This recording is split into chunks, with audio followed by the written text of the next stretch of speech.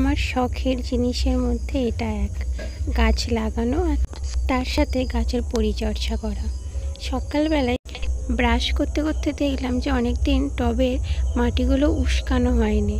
দেখলাম জল দিচ্ছি, অথচ জলটা সেরকমভাবে ঠিক গাছের গোড়ায় পৌঁছাচ্ছে না, তাই গাছের গ্রো অতটা হচ্ছে না। তাই জন্যই আর কি একটু গাছ পরিচর্যা করতে লাগলাম।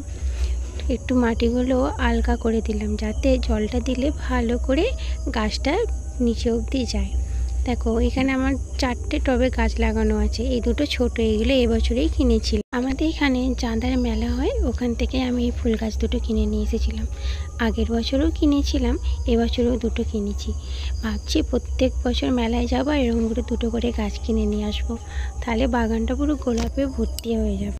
তবে গাছগুলো যতটা ছোট ছিল তার থেকে কিন্তু অনেকটাই বড় হয়েছে, গ্রোথ বেড়েছে। আমি এখনও গাছগুলো থেকে কিন্তু কোনো ফুল নিইনি, তার কারণ গাছগুলো আরেকটু বড় হোক, তারপর আমি ওইগুলো ফুল নেব।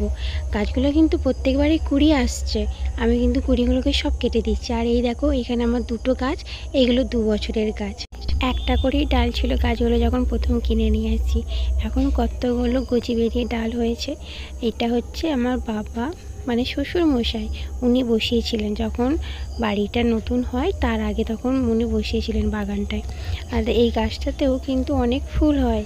এখন এই গরমের জন্যে ফুলগুলোর ভালো ঠিক হচ্ছে না। আর এইটা হচ্ছে সেই আমাদের সূর্যমুখী ফুল, পাঁচিলের গায়ে হয়েছিল।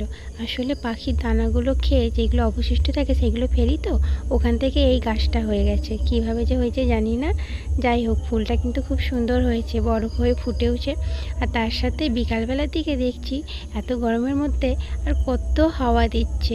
আমাদের যেহেতু মাঠের ধারে বাড়ি না, সেই জন্য হাওয়াটাও বেশ খুব সুন্দর আসে।